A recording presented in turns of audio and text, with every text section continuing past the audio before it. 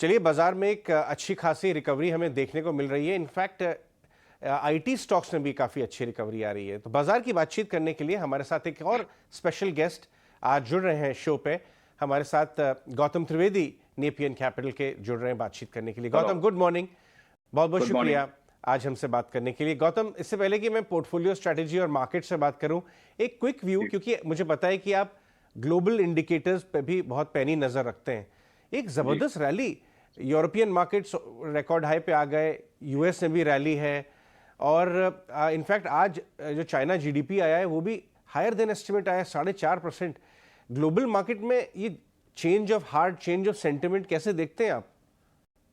मुझे लगता है कि आप देखिए, इन्वेस्टर्स में ग्लोबल हो या इंडिया में हो, थोड़ी सी थकान आ चुकी है। और थकान इस वजह के लिए आ रही है कि यूएस में रिसेशन होगा या ना होगा। ये साल जो है, मतलब पिछले, मुझे लगता है करीबन 7 8 9 महीनों से लोगों के दिमाग में है कि ये रिसेशन आए, कब आएगा, और आएगा तो how deep will be the recession. या अब ये मुझे लगता है कि माहौल ऐसा हो गया है कि लोग बोल रहे हैं, मुझे सोशली जब मैं लोगों को मिलता हूँ, लोग भी बोल रहे हैं कि एक दफा रिसेशन आ जाए और खत्म हो जाए तो अच्छा है, क्योंकि हम भी थक गए मार्केट में इन्वेस्ट करे पूंजी ना करे, और ये रिसेशन आएगा तो कब आएगा। तो मुझे लगता है उसकी वजह से बहुत अमेरिका में, आपने बताया यूरोप में, टू सम एक्सटेंट, इंडिया में तो ऑफकोर्स इतनी मार्केट में तेजी आई नहीं है। लेकिन मुझे लगता है कि जिस तरह से हर महीने सिप में अभी भी पैसा आ रहा है, तो sure there is a percentage of population जिसको लगता है, जो इन्वेस्टर्स जिनको लगता है कि ये भाव में शायद इन्वेस्टमेंट निवेश करना चाहिए। तो मुझे लगता है कि ये जो थकान जो आ गई है, उसकी वजह से there is a rebound in the markets. लेकिन इसका ये मतलब नहीं है कि यूएस रिसेशन की जो संभावना है वो खत्म हो चुकी है। गौतम, तो राइट स्ट्रैटेजी क्या रहेगी अगर नीचे के भाव से निफ्टी करीब 1000 पॉइंट रिबाउंड कर गया, स्मॉल मिड कैप उतना नहीं किए, अगर अगर पोजीशंस बनाई गई हैं, तो क्या ये बेयर मार्केट रैली है? क्या थोड़ा प्रॉफिट बुकिंग का नज़रिया भी रखना चाहिए, या आपको लगता है कि एक अर्ली साइंस हैं कि एक बॉटम फॉर्मेशन का प्रोसेस शुरू हो चुका है इंडिया में? तो अगर आपने 1 1.5 साल में अक्यूमुलेट किए अच्छे स्टॉक्स, तो जल्दी में बेचें ना, नेक्स्ट 2 3 साल ठीक रहेंगे। देखिए, ये मुझे लगता है कि आने वाले 6 से 12 महीनों तक किसी को, मतलब कि नोबडी कैन पिन पॉइंट की एग्जैक्टली क्या होने वाला है, क्योंकि माहौल इतना अनसर्टन है, इतना अनिश्चित है। और वो हिसाब से देखा जाए तो अपना जो ब्रॉडर इंडेक्स है बीएसई 500, जिसमें इंडिया की सबसे बड़ी 500 कंपनियों का लिस्टिंग है, उसमें आप देखिए तो उसमें हमने पिछले ये 2 हफ्ते पहले ये हमने एनालिसिस किया था, और उसमें हमने देखा कि 60% से ज्यादा stocks they are down 20% more from the respective 52 week highs. और 180 स्टॉक्स ऐसे हैं जो 30% से ज्यादा गिरे हुए हैं। तो मतलब अपॉर्चुनिटी सेट तो है ही इंडिया में एट एनी गिवन पॉइंट, लेकिन you have to be stock specific. आप जो ब्रॉडर मार्केट को देखें, निफ्टी को देखें, आप देखिए निफ्टी को पिछले 12 महीनों में निफ्टी करीबन फ्लैट रहा है, या आप बोल सकते हैं 2% गिरा हुआ है, और 2% is neither here nor there. तो मेरा कहने का ये मतलब है कि आने वाले 6 से 12 महीने में जब तक हमको पता ना चले कि यूएस में रिसेशन हो रहा है, जिसका इम्पैक्ट, जिसकी असर पूरे विश्व पे पड़ेगी, तो जो जो जब हमको ये पता नहीं है, उसकी उसका जब तक कि उसकी शुरुआत नहीं होती है, मुझे लगता है कि बी स्टॉक स्पेसिफिक। और ये जो मैंने आपको बताया कि 180 स्टॉक ऐसे है बीएसई 500 इंडेक्स, और वो यूनिवर्स में से जहां पे गिरावट 30% से ज्यादा है, तो उन पे फोकस कीजिए। वहां पे भी इंडिविजुअल स्टॉक्स आपको मिलेंगे जो लॉन्ग टर्म, मैं आज ये नहीं बोल रहा हूं कि आपको 6 महीने में रिटर्न देंगे, लेकिन 2 या 3 साल तक जो आपको होल्डिंग करनी हो, तो this would be a good time to start accumulating. ठीक है, चलिए अब इसके बारे में बात करते हैं कि आप अपना पोर्टफोलियो कैसे मैनेज कर रहे हैं, बाजार के स्पेसिफिक एरियाज को आप कैसे देखते हैं। आईटी में करीब 1.5 साल से करेक्टिव फेज चल रहा था जब कोविड पीक हुआ, उसके जी। बाद से आपको लगता है वो करेक्शन हो चुका है, या अभी जल्दी होगा आईटी स्टॉक्स में कूदना? थोड़ा शॉर्ट कवरिंग दिख रही है, और स्पेशली मिड कैप आईटी जहां ग्रोथ उतनी जी। कंसर्न नहीं है, जहां 25 30 40% तक की ग्रोथें दिख रही हैं, बाजार ने उनको भी ऐसी पिटाई कर दी जैसे टॉप 4 को जैसी ग्रोथ स्लो डाउन का फियर आया। क्या ये सही है बाजार का? क्या वहां अपॉर्चुनिटी सेट बन रहा है? आपका पॉइंट एकदम वैलिड है इसमें। सही बात तो यह है कि इन्फोसिस मार्केट का इतना फेवरेट स्टॉक है कि जब इन्फोसिस के रिजल्ट्स अच्छे नहीं आते, बिलो एक्सपेक्टेशंस आते हैं, तो पूरा मार्केट ठुक जाता है। ऐसा नहीं कि सिर्फ आईटी स्टॉक्स, हर एक स्टॉक इंडिया में मतलब उसमें गिरावट। आप अब कल की अब कल भी देखिए क्या हुआ। आईटी स्टॉक तो सब ठुक गए कल, इंक्लूडिंग लार्ज कैप हो या मिड कैप हो। लेकिन मुझे लगता है कि द इम्पैक्ट ऑफ इन्फोसिस के रिजल्ट्स जो है ना, वो मार्केट को इम्पैक्ट करते, ओवरऑल मार्केट को भी इम्पैक्ट करते हैं। ये एक बात हुई। दूसरी बात ये है कि with respect to valuation, yes correction काफी मुझे लगता है कि बड़ा करेक्शन आ चुका है। शायद यहां से मुझे नहीं लगता है कि कोई बड़ा करेक्शन आए, लेकिन ये लेवल्स पे जो आपको लॉन्गर टर्म आईटी स्टॉक्स खरीदने हो या उसमें पोजीशन बनानी हो, अभी आज खरीदे या 2 हफ्ते के बाद खरीदे, उसका तो कोई आपको जवाब नहीं दे सकता है। क्योंकि again back to my original point कि अमेरिका में रिसेशन आएगा या नहीं आएगा, वो सवाल है। दूसरा आप देखिए कि गार्टनर जो हर साल अपना रिपोर्ट निकालती है, ग्लोबल विश्व की आईटी स्पेंड कितनी रफ्तार पे चलेगा, तो ये इस साल उन्होंने बोला है कि आईटी स्पेंड 5.5% बढ़ेगा। और ये नंबर कई लोगों को आश्चर्य लगा है कि ये नंबर देखने के बाद कि इतना बड़ा नंबर कैसे हो सकता है जब यूएस और वेस्टर्न यूरोप रिसेशन में जा सकते हैं। तो और अगले साल, ताज्जुब की ये बात है, अगले साल उनका नंबर है 8.6%। तो ऐसा भी नहीं है कि सिर्फ ये साल में तेजी आएगी और ग्रोथ आएगा, अगले साल भी और भी ग्रोथ आएगा। तो मेरा कहने का ये मतलब है कि जब गार्टनर जैसी एजेंसी, जो विश्व की नंबर 1 एजेंसी है आईटी सर्विसेज और सॉफ्टवेयर एक्सपोर्ट्स का जो एस्टिमेट्स बनाती है, जब इनके नंबर इतने मजबूत है, तो मुझे लगता है एट सम पॉइंट ये साइकिल विल टर्न। जो आज हुआ है, आप बता रहे हो, शायद शॉर्ट कवरिंग हो सकता है, क्या मालूम। लेकिन मुझे लगता है कि this is the sector to be in from a longer term perspective. बिल्कुल। अच्छा, मुझे ये बताइए गौतम, आपके पास एचडीएफसी बैंक भी है। मैं कंपनी के जी, बारे में बात करना चाहता हूं, मैं स्टॉक के बारे में बिल्कुल बात नहीं करूंगा। लंबी अवधि श्योर। 2 साल तक साइडवेज गया, उसके बाद 1350 वाला 1700, और जो क्वार्टरली अपडेट्स आए हैं, ये रिजल्ट भले ही क्योंकि एलिवेटेड एक्सपेक्टेशन में थोड़ा बाजार मायूस हुआ हो, लेकिन मैंने जब इंडिविजुअली देखे तो मुझे कहीं बहुत वीकनेस तो नजर आई नहीं। आप इससे पासिंग रेफरेंस देते हुए मुझे प्राइवेट सेक्टर बैंक्स पे व्यू शेयर करें। जी, मुझे लगता है कि शायद आपको तो मालूम ही होगा कि हम तो पीएसयू बैंक्स खरीदते नहीं है। उसकी कई वजह है, लेकिन वो वजह को एक मिनट छोड़े। जो मैं सिर्फ प्राइवेट सेक्टर बैंक्स की बात कर रहा हूँ, हमारे हमारे फंड में एचडीएफसी बैंक है, आईसीआईसी बैंक और एक्सिस बैंक तीनों हैं। और तीनों में मुझे हम we are confident on all three. ऐसा नहीं है कि वन इज वीकर और वन इज स्ट्रॉन्गर। सवाल ये होता है कि एचडीएफसी बैंक का, और स्पेसिफिक टू एचडीएफसी बैंक मैं ये बोलूंगा कि जब ये मर्जर कंप्लीट हो जाएगा एचडीएफसी लिमिटेड और एचडीएफसी बैंक का, तो bye market cap HDFC will be विश्व की 8वीं लार्जेस्ट बैंक। और जब ये होगा, $180 बिलियन का एस्टिमेट है, 180 बिलियन या 200 बिलियन जो भी है, जब ये होगा, मुझे लगता है कि जो एफआई ओनरशिप आज में जो हेडरूम है, वो हेडरूम नहीं रहेगा एफआई की। मुझे लगता है कि आने वाले 18 से 24 महीनों में, इफ नॉट सूनर, काफी एफआई का इन्वेस्टमेंट ये in the new HDFC bank इसमें आएगा। और उसके वजह से मुझे लगता है कि ये आप देखिए पिछले करीबन 24 साल से लगातार it has been a consistent performer, whether it is 18% या 21%, 18 या 21% revenue growth, top class net NPA control. मतलब इन ऑल रिस्पेक्ट्स ये bank has done phenomenally well for investors. और मुझे लगता है कि आने वाले 10 साल तक भी ये बैंक लगातार इन्वेस्टर्स को रिटर्न्स देती रहेगी। बिल्कुल, बहुत शानदार। आपने क्या एनबीएफसीज पे कुछ काम शुरू किया है? वहां भी 2 साल तक बहुत खराब पीरियड रहा, लेकिन ये व्यू निकल के आ रहा है कि जब इंटरेस्ट रेट पीक आउट होते हैं उसके बाद एमएफआईज, एनबीएफसीज, वो उनके लिए शायद बेहतर हो सकता है रेट कट साइकिल या पॉज। आपका क्या व्यू है उधर? तो हमारे यहाँ आई मीन स्टॉक स्पेसिफिक जो बात करें डिस्क्लोजर में ये भी बताना चाहिए कि वी ओन बजाज फाइनेंस और हमारे यहाँ वी ऑल्सो ओन स्पंदना स्फूर्ति। अगेन दोनों स्टॉक्स दोनों कंपनियां अलग अलग क्षेत्र में है फाइनेंस के क्षेत्र में, लेकिन अलग अलग वर्टिकल में है। लेकिन आप देखिए कि एनबीएफसी स्पेस में कंपटीशन मुझे लगता है कि हर महीने बढ़ रहा है।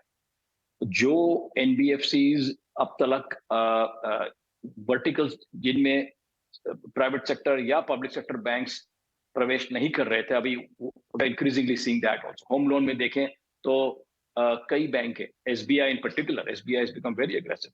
तो उन्होंने मार्केट शेयर गेन उनका उनका भी शुरू हो गया है, नंबर वन। नंबर टू, आज के अखबार में आप देखें तो गोदरेज कैपिटल, जो गोदरेज ग्रुप की नई एनबीएफसी है, वो बोल रहे कि अगले साल FY24 तक उनकी लोन बुक 12,000 करोड़ तक पहुंच जाएगी। मतलब I am seeing a lot of competition, competition बढ़ रहा है एनबीएफसी स्पेस में। और यहाँ पे मुझे लगता है कि जो जो कंपनियां टेक्नोलॉजी को पहले अडेप्ट करेगी, जो कंपनियां जिनका ऑलरेडी इतना बड़ा डिस्ट्रीब्यूशन और focus is not just metros but also smaller towns, तो वहां पे जो मुझे लगता है कि size will matter in the NBFC business. Technology disruption बड़े पैमाने पे हो रहा है। और मुझे लगता है कि जो कंपनियां एनबीएफसी स्पेस में जो टेक्नोलॉजी अडेप्ट नहीं करेगी, वो मुझे लगता है पीछे रह जाएगी। सो ये स्पेस इज फास्ट इवॉल्विंग। और अभी भी मुझे लगता है कि इंडिया में फाइनेंस और लेंडिंग का पेनिट्रेशन अब तो शुरू ही हुआ है। टीयर 2, टीयर 3, टीयर 4 टाउन्स में अभी भी मुझे लगता है the opportunity set is very big. आपने मुझसे पिछली बार बात की थी कि लग्जरी कार्स रिटेलर्स के बारे में एक हाल ही में लिस्ट हुई है। लग्जरी कार हमने पेनिट्रेशन अक्रॉस बात करें, लैम्बोर्गिनी, ऑडी, मर्क, बहुत तेज़ी से दिख रहा है ग्रोथ इंडिया में। अब हमने देखा है चाइना भी रिबाउंड कर रहा है, तो टाटा मोटर्स लग्जरी एक प्ले है, car play. Luxury car category India की अगर है तो दो ही प्ले हुए फिर, लैंडमार्क और टाटा मोटर्स। आपका क्या व्यू है इस कैटेगरी के ऊपर? आपने सही फरमाया कि मुझे लगता है कि आप पिछले 10 सालों में देखे दी एवरेज सेलिंग प्राइस, जो गाड़ी का एवरेज सेलिंग प्राइस होता है, वो हर साल बढ़ रहा है। और इंक्रीजिंगली आप देखें कि जो मैस मार्केट सेगमेंट है वहां पे थोड़ा स्लो डाउन आ चुका है। लेकिन जो प्रीमियम और लग्जरी सेगमेंट है, मैं लैम्बोर्गिनी में इज अगेन सुपर लग्जरी हो गया। वो तो अगर करीबन 4-5 करोड़ की गाड़ियां होती है तो उसमें जो उसका एड्रेसेबल मार्केट तो बहुत इंडिया में आज की तारीख में कम है। लेकिन जो मैं प्रीमियम की बात करता हूं और जो मर्सिडीज की जो सी क्लास है, ई क्लास है, उसकी बात कर रहा हूं। उसके बाद जो आपको 1 करोड़ प्लस पे जाना हो तो एस क्लास हो गई, मतलब 1.5 करोड़ 2 करोड़ की गाड़ियां। तो वो सेगमेंट जो है, मुझे लगता है कि 50 लाख एंड प्लस का जो सेगमेंट है, वो in some sense we can say it is a different India. आप समझे? तो ये मैं हमेशा इन्वेस्टर्स को बताता हूं कि we are sitting in a country जहां पे दो दो दो इंडिया, एक इंडिया है, दूसरा भारत। और जो ये भारत का टर्म मैंने तो नहीं कॉइन किया, लेकिन जो media they refer to it as Bharat, which is under penetrated. My definition of Bharat is under penetrated part of India, जहां पे अभी भी स्कोप है, जहां पे हर हर साल आप देखेंगे कि GDP growth, per capita GDP growth बढ़ रहा है। और वहां पे भी weather it is the consumer sector, weather it is the auto sector, सब कंपनियां वहां पे फोकस कर रही है, including NBFC sector and banking sector. तो मेरा मेरा कहने का ये मतलब है कि ये जो अर्बन ग्रोथ है, और urban I don't mean only 4 metro, मैं बोल रहा हूँ the top 50 cities of India. आप ये जो प्रीमियम और लग्जरी कार्स का डिमांड देख रहे हैं, वो 4 या 5 सिटीज में से नहीं आ रहा है, शहरों से नहीं आ रहा है, वो टॉप 50 या 60 सिटीज में से आ रहा है। और ये मुझे लगता है कि this is the new India which is coming and saying मुझे आज की तारीख में 80 लाख की गाड़ी खरीदनी है, 75 लाख रुपए की गाड़ी खरीदनी है। तो दैट कल्चर इज चेंजिंग। जो अपना इतना सेविंग्स का कल्चर था, of course it is also link to wealth creation. ऐसा नहीं है कि जिसके पास अफोर्डेबिलिटी नहीं है वो गाड़ी जाके गाड़ी खरीद रहा है। सो मुझे लगता है ये सेक्टर बाकी के ऑटो सेक्टर से अलग हो चुका है। बात है। गौतम, आज हम जो बातचीत कर रहे हैं, एक बहुत इंटरेस्टिंग चीज़ देश में हो रही है। कल शाम को टिम कुक भारत आए, एप्पल के सीईओ, और उन्होंने माधुरी दीक्षित के साथ वड़ा पाव एंजॉय किया स्वाति स्नैक्स में, टाउन में। इनफैक्ट अंबानी जी से मिले, मोदी जी से मिलने जा रहे हैं कल, और नए स्टोर्स खुल रहे हैं, डेडिकेटेड एप्पल स्टोर्स इंडिया में पहली बार, इंडिया, दिल्ली और बॉम्बे। इनफैक्ट ये ही नहीं, एप्पल इंडिया में मैन्युफैक्चर भी कर रहा है, और एक इलेक्ट्रॉनिक हाई वैल्यू मैन्युफैक्चरिंग की वेव शुरुआत होती हुई नज़र आ रही है। बहुत कम कंपनीज हैं इंडिया में लिस्टेड इस electronic high value design and manufacturing को प्ले करने के लिए। एक हाल ही में सिरमा एसजीएस लिस्ट हुई थी, लेकिन व्यू ये आ रहा है कि बहुत बड़ा स्पेस बन सकता है। आपने इसको स्टडी किया है?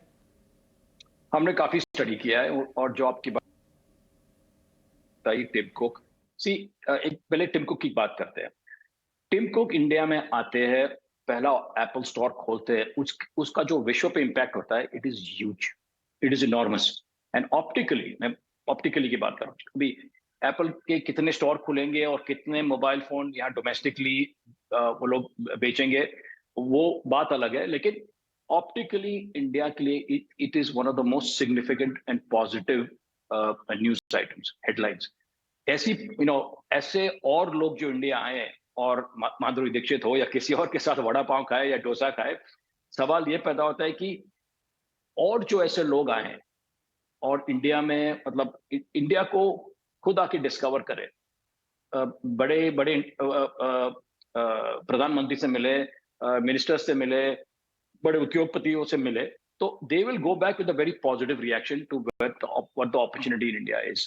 और वो हिसाब से आपने देखा होगा पिछले साल, मैंने ये पेपर में पढ़ा था कि नेस्ले ग्लोबल, नेस्ले का जो जो मेन बोर्ड है, उनकी बोर्ड मीटिंग उन्होंने, they chose to do it in India. और ये मतलब जब तक ये पूरा बोर्ड इंडिया नहीं आता है, और करीबन 3 4 5 दिन इंडिया में उद्योगपतियों, दूसरे उद्योगपतियों को, मिनिस्टरों को, और शायद प्रधानमंत्री को जो मिले और वापस जाए, that is a huge positive news for this country. और उसकी वजह से मुझे लगता है कि आउटसोर्सिंग जो चाइना +1 जिसकी बात हो रही है करीबन 2 सालों से, मुझे लगता है it is finally coming through in India. आप वेदांता फॉक्सकॉन को देखो तो उसका मतलब $20 बिलियन का प्रोजेक्ट है। सैमसंग है, मतलब PLI scheme also has attracted lot of manufacturing.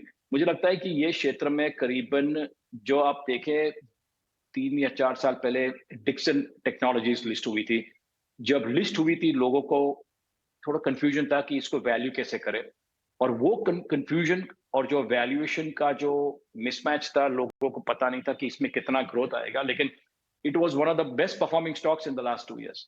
अब देखिए it was up as much as 7 to 8 times from the bottom. So मुझे लगता है कि ईएमएस में आज की तारीख में करीबन 5 या 6 कंपनियां ऑलरेडी लिस्टेड है, और भी आएंगी, और ये क्षेत्र में ग्रोथ विल बी ह्यूज। मुझे लगता है कि इन्वेस्टर्स को ये क्षेत्र में डेफिनेटली फोकस करना चाहिए। और मजे की ये बात है कि पिछले 3 या 4 सालों में नई कंपनियां लिस्ट हो रही है जहां पे ये सेक्टर पहले था ही नहीं। तब आप मैंने डिक्सन का उदाहरण दिया, आप डिक्सन को लो, अंबर को लो, तो ये 2 कंपनियां जो EMS, you can call them the poster childs of EMS business in India, और उनको स्टॉक मार्केट ने उनको ऐसा परफॉर्मेंस दिया, of course matched with revenues, EBITDA और प्रॉफिट्स। ऐसा नहीं है कि सिर्फ हवाबाजी थी, genuine revenue, genuine profit growth भी हुआ। तो मुझे लगता है कि ये सेक्टर में there are many new sectors emerging in India. आपने गाड़ियों की बात की, ऑटो डीलरशिप की बात की, आज की तारीख में सिर्फ लैंडमार्क है जो लिस्टेड है, लेकिन सवाल यह है कि it is the only one in its space, it's the first one. अब तक कोई भी डीलरशिप आज की तारीख में लिस्टेड नहीं थी जब तक लैंडमार्क का लिस्टिंग हुआ। तो मुझे यह लगता है कि आने वाले 5 सालों में और भी नई कंपनियां लिस्ट होंगी, which will be the first of its kind. दूसरी बात मुझे ये कहनी है कि आउटसोर्सिंग जब बात करें ना, don't look it only from the stand point of electronic और भी क्षेत्र में आउटसोर्सिंग हो रहा है, आउटसोर्स मैन्युफैक्चरिंग हो रहा है। आप देखिए वरुण बेवरेजेस, पेप्सिको के लिए क्या करता है?